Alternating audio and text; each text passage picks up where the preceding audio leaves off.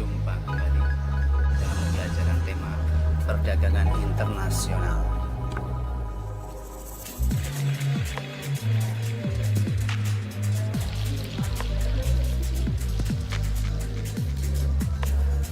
Semoga sehat selalu dalam lindungan Allah Subhanahu wa Ta'ala. Jangan lupa patuhi protokol COVID-19 3M, mencuci tangan, memakai masker, dan menjaga jarak.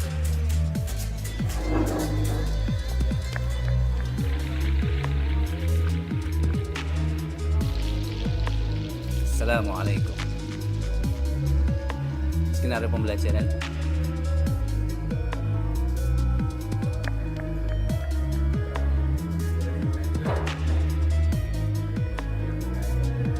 KI-nya, KI 3 dan KI 4 yang kita ambil. Ya, bisa dicermati. Coba kita kembali ke skenario pembelajaran ya.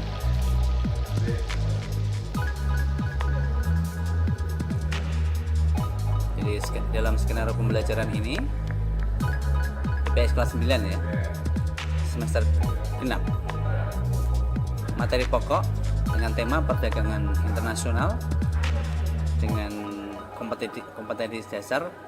Kemudian ada materi yang kita pelajari mengenai perdagangan internasional, faktor pendorong, manfaat dan hambatan perdagangan. Media yang bisa kita gunakan adalah buku paket IPS kelas 9, bisa menggunakan buku BSE yang bisa kita searching di internet, kemudian dengan menggunakan media YouTube agar lebih interaktif ya. Kemudian kita mengerjakan kuisis, kemudian semua itu selanjutnya bisa dikomunikasikan dengan guru pengampu untuk tindak lanjutnya ya. Pengiriman tugasnya bisa melalui WA group atau Google Classroom dan media sosial yang lain. Kita lanjutkan. KI 3 dan KI 4. Bisa kita cermati di sini. Memahami dan menerapkan pengetahuan faktual, konseptual, prosedural, dan metakognitif pada tingkat teknis dan spesifik sederhana. Berdasarkan rasa ingin tahunya tentang ilmu pengetahuan, teknologi, seni, budaya dengan wawasan kemanusiaan, kebangsaan, dan kenegaraan terkait fenomena dan kejadian tampak mata. KI 4 menunjukkan keterampilan menalar, mengolah, dan menyaji secara kreatif, produktif, kritis, mandiri, kolaboratif, dan komunikatif dalam ranah konkret dan ranah abstrak sesuai dengan yang dipelajari di sekolah dan sumber lain yang sama dalam sudut pandang teori. Tujuan pembelajaran. Setelah pembelajaran diharapkan peserta didik mampu 1. Menjelaskan pengertian perdagangan internasional, menjelaskan faktor-faktor yang mempengaruhi perdagangan internasional dengan tepat. 3. Menjelaskan manfaat perdagangan internasional. Yang keempat, menjelaskan hambatan-hambatan yang bisa terjadi dalam perdagangan internasional.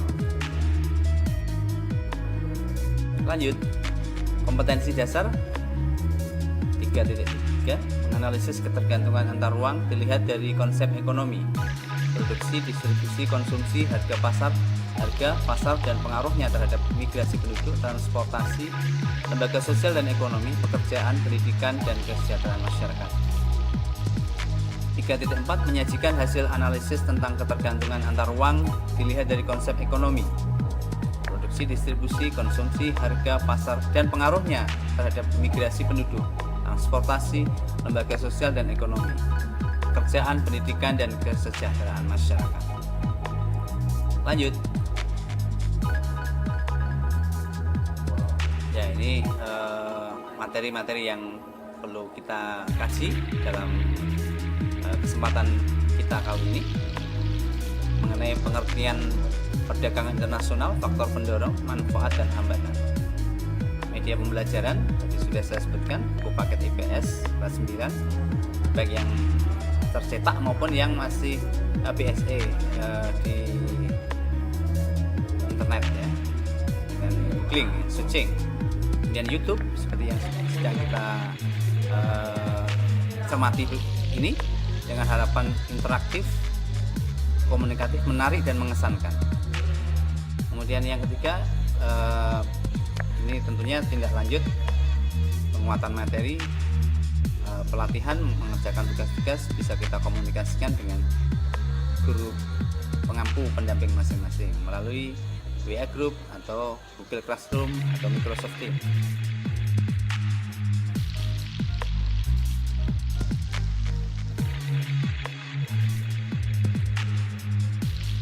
Baiklah, kita lanjutkan sebagai insan yang pandai sekali beriman dan bertakwa kepada Tuhan yang Maha Esa. Maka kita mulai pembelajaran setiap pembahasan tema yang kita angkat. Kita mulai dengan berdoa kepada Tuhan yang Maha Esa. Bagi yang muslim dengan basmalah, yang non muslim silakan menyesuaikan. Mari saya hendarkan. Bismillahirrahmanirrahim.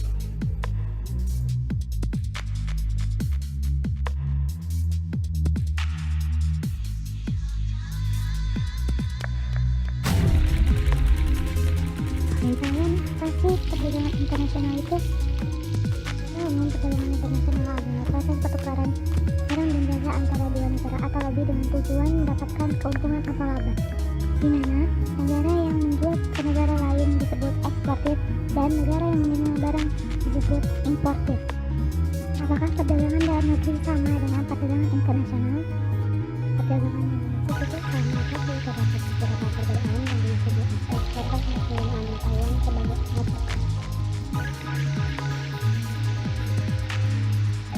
Kalau dilihat dari segi wilayah, perdagangan internasional dilakukan dengan antar negara, sedangkan perdagangan dalam negeri dilakukan masih dalam satu negara. Selanjutnya dari interaksinya, perdagangan internasional penjual dan pembelinya tidak bertemu secara langsung, tapi perdagangan dalam negeri penjual dan pembelinya bertemu secara langsung untuk melakukan kegiatan perdagangan. Kalau dilihat dari kualitas dan biaya perdagangan internasional memiliki kualitas yang bertaraf internasional dan harga yang mahal, sedangkan perdagangan dalam negeri memiliki kualitas yang bervariasi dan harga yang lumayan terjangkau. Faktor apa saja sih yang mempengaruhi perdagangan internasional?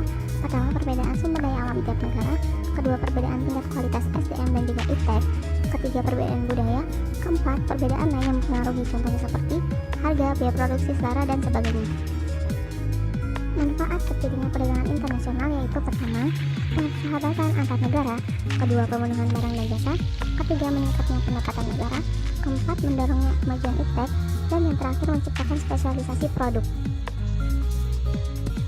Hambatan dalam melakukan perdagangan internasional yaitu tarif atau bea cukai, kedua kuota impor, ketiga subsidi, keempat exchange control, dan yang terakhir politik dumping. Persahabatan antar negara, kedua pemenuhan barang dan jasa, ketiga meningkatnya pendapatan negara, keempat mendorongnya kemajuan iptek, dan yang terakhir menciptakan spesialisasi produk. Hambatan dalam melakukan perdagangan internasional yaitu tarif atau bea cukai, kedua kuota impor, ketiga subsidi, keempat exchange control, dan yang terakhir politik dumping. Pada video kali ini kita akan membahas tentang perdagangan internasional atau perdagangan luar negeri. Anak-anak, apakah yang dimaksud dengan perdagangan? Perdagangan adalah proses pertukaran barang dan jasa antara dua negara atau lebih atas dasar kesepakatan bersama dengan tujuan mendapatkan keuntungan atau laba. Nah, itu tadi adalah pengertian perdagangan internasional, anak-anak. Tujuan dari adanya perdagangan internasional adalah meningkatkan gross national product atau total nilai produksi barang dan jasa di dalam suatu negara selama 1 tahun. Dalam perdagangan internasional terdapat ekspor dan impor. Tentunya kalian telah memahami apa yang dimaksud dengan ekspor dan impor, bukan? Ya, ekspor adalah kegiatan menjual barang ke luar negeri, sedangkan impor adalah membeli barang dan jasa dari luar negeri. Jadi kita lanjutkan lagi, anak-anak. Apakah persamaan perdagangan dalam negeri dan internasional? Yang pertama, sama-sama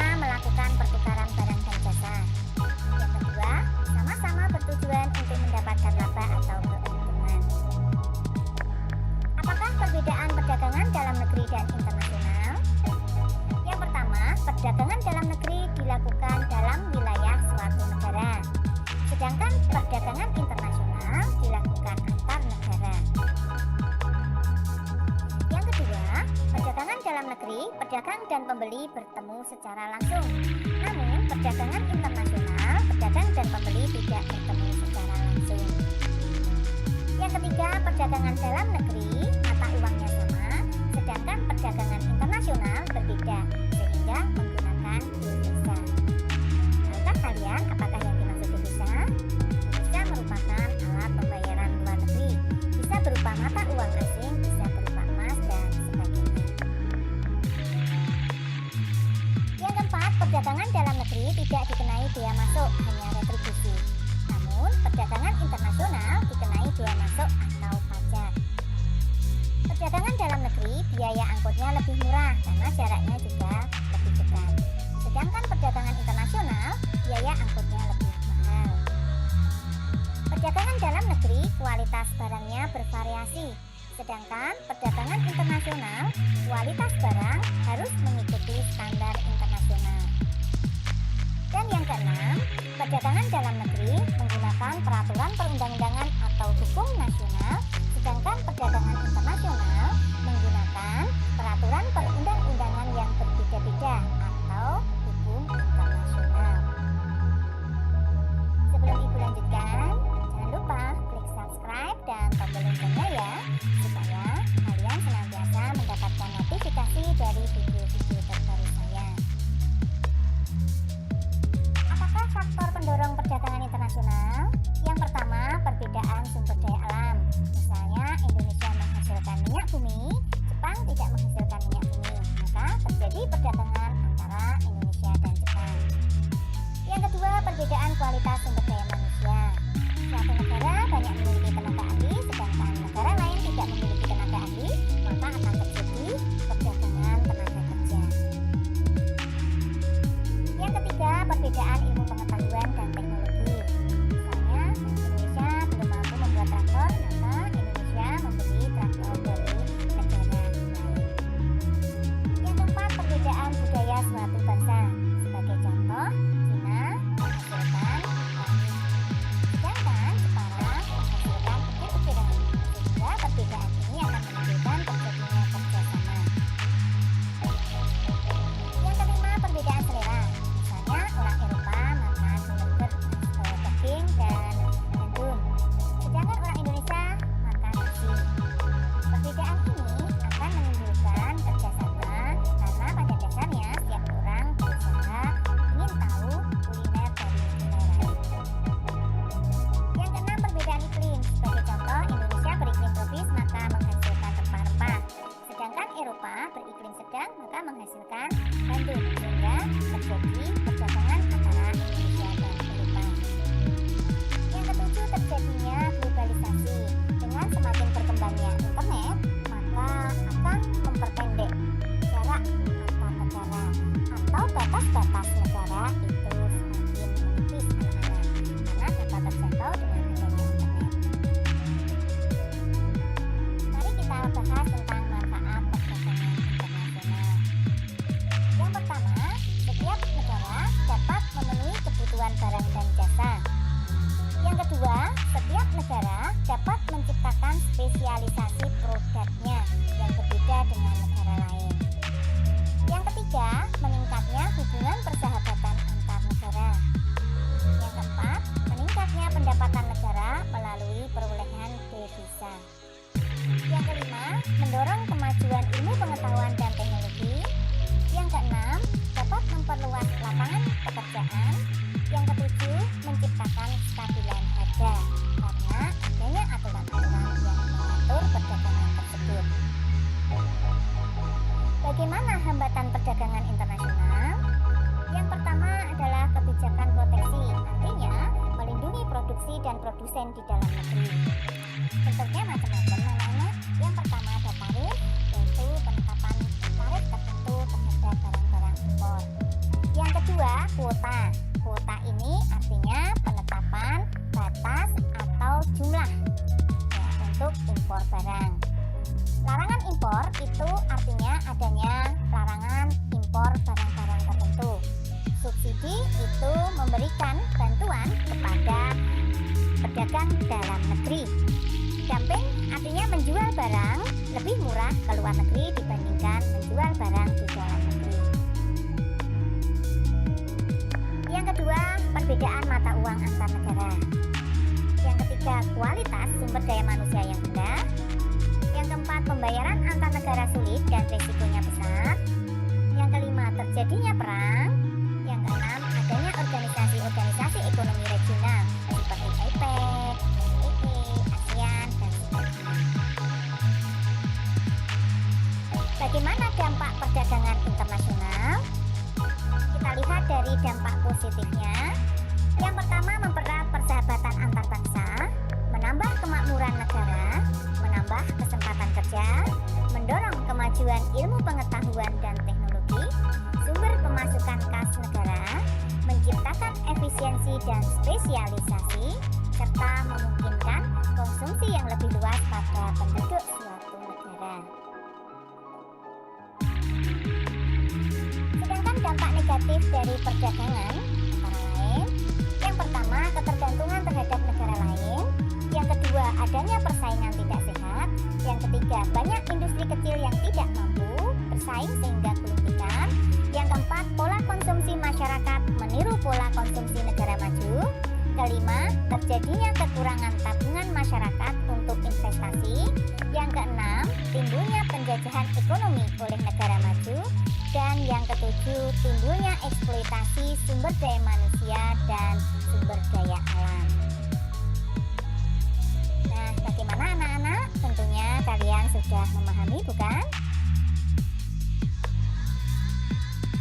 Untuk melakukan feedback terhadap apa yang sudah kalian pelajari, silahkan kalian kerjakan kuis berikut ini. Yang pertama, apakah perbedaan perdagangan dalam negeri dan perdagangan internasional? Yang kedua, mengapa suatu negara melakukan impor barang? Yang ketiga, sebutkan 5 faktor pendorong terjadinya perdagangan internasional. Yang keempat, sebutkan 5 manfaat perdagangan internasional. Yang kelima, sebutkan 5 hambatan perdagangan internasional. Yang keenam, sebutkan 3 dampak positif perdagangan internasional. Dan yang ketujuh, sebutkan 3 dampak negatif perdagangan internasional.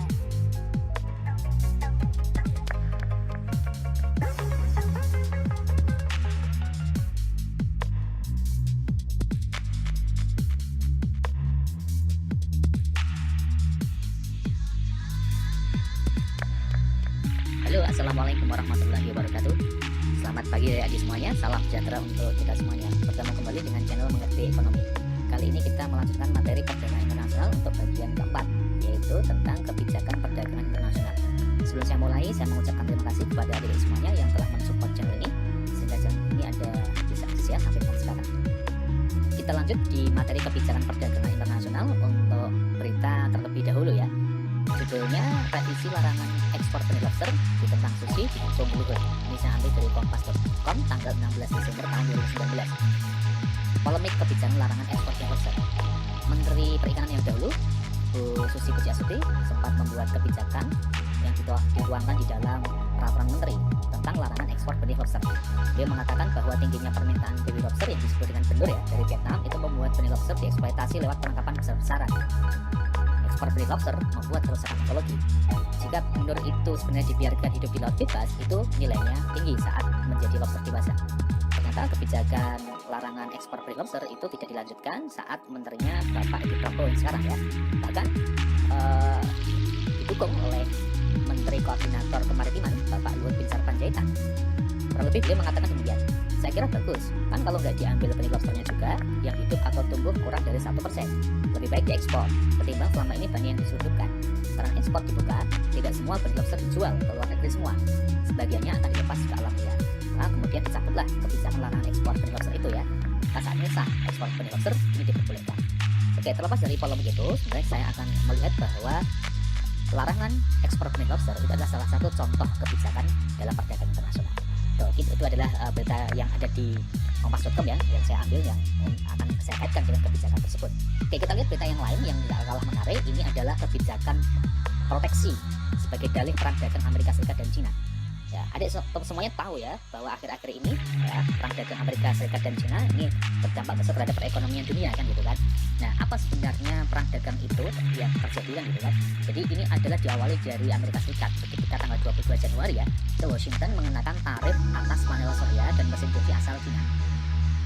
Ketika Amerika menentukan tarif atas panel surya dan mesin cuci, maka otomatis nanti harga panel surya dan mesin cuci dari Cina itu harganya menjadi lebih tinggi karena diberikan tarif atau pajak kan gitu. Nah, Cina tentu saja mungkin tidak terima kan gitu kan. Harganya yang dulunya bisa murah malah dari sekarang mahal ketika masuk ke pasar Amerika. Maka Cina kemudian membalas ya, untuk barang-barang Amerika yang masuk ke Cina adalah apa? Juga dikenakan tarif juga. Ya, artinya apa? Barang-barang Amerika ketika masuk ke Cina yang dulunya mungkin relatif lebih murah ya, sekarang jadi lebih mahal gara-gara diberikan tarif kan gitu. Nah, ini kemudian apa? Berlanjut saling membalas gitu kan. Nah, ini alasan mereka akhirnya bahwa mereka juga ingin apa nih, melindungi produk mereka gitu kan. Nah, dia melakukan apa? Proteksi. Ya, melindungi produk dalam negeri ya atas serbuan dari produk asing. Itu adalah contoh juga kebijakan perdagangan internasional. Oke, sebenarnya apa sih kebijakan perdagangan internasional itu? Oke, kita lihat adik-adik. Kebijakan perdagangan internasional adalah segala tindakan pemerintah atau negara, baik langsung maupun tidak langsung, untuk mempengaruhi komposisi, arah, serta bentuk perdagangan luar negeri ya, atau kegiatan perdagangan yang mereka lakukan. Ya, contoh tadi ya, kebijakan larangan ekspor itu kan ya tindakan pemerintah yang berkenaan terhadap arah kebijakan ya ekspor blok selatan semacam itu.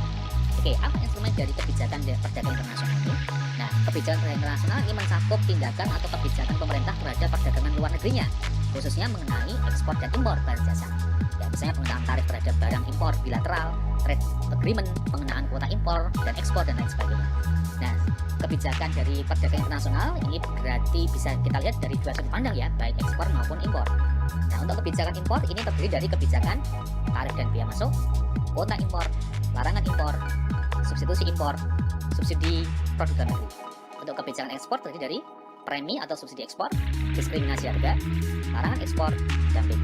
Apa itu ya? Kita bahas semua satu persatu ya. Oke, kita lihat mulai dari kebijakan impor dulu. Yang pertama adalah tarif dan biaya masuk. Apa yang tarif dan biaya masuk?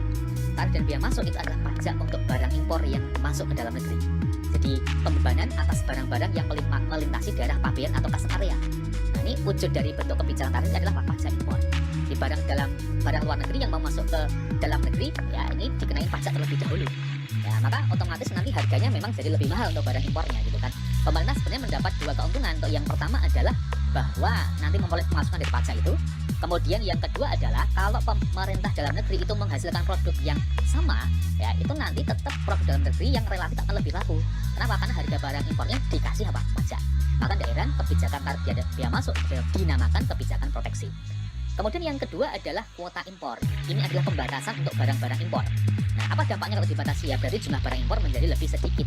Nah, sehingga kalau ada produk lokal yang sama, maka yang beredar lebih banyak produk lokal. Ini juga kebijakan proteksi, melindungi produk dalam negeri ya, agar tidak kalah dari produk asing. Ini kuota impor. Kemudian yang ketiga adalah larangan impor. Kalau ini lebih ekstrim. Kalau kuota impor itu hanya dibatasi. Kalau larangan sama sekali tidak boleh masuk. Nah, ini jelas-jelas sekali ya, ini kebijakan proteksi, ingin melindungi produk dalam negeri. Dilakukan misalnya ketika panen raya ya.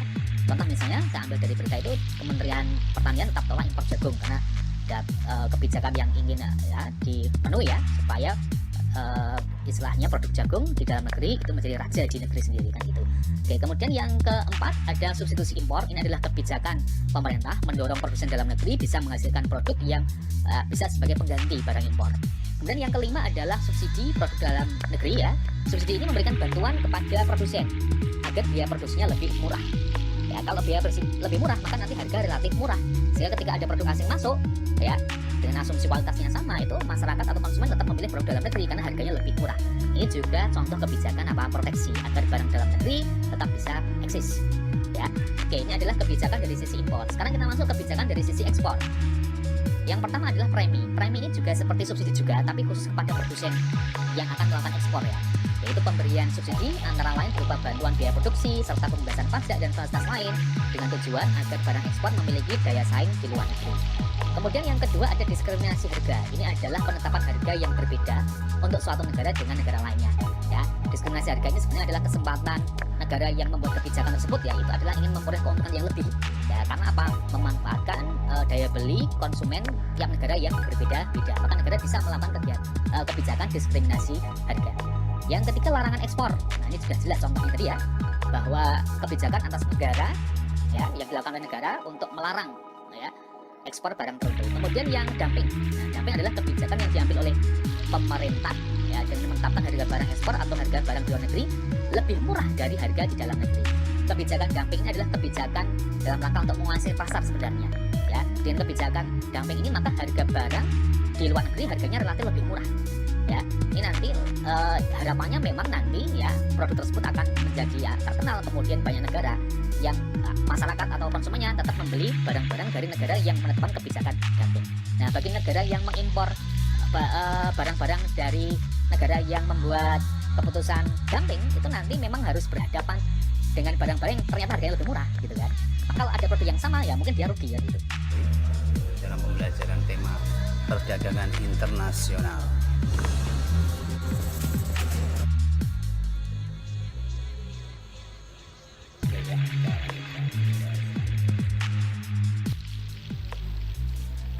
Saatnya untuk menarik kesimpulan setelah mencermati video ini dan melakukan diskusi dengan teman, tanya jawab dengan guru. Kita bisa menyimpulkan beberapa hal yang terkait dengan regulasi perdagangan.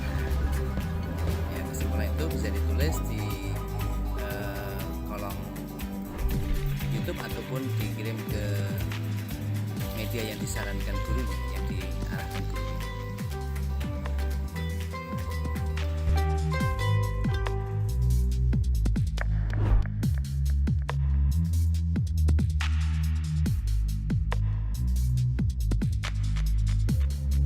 Sebagai insan yang Pancasilais,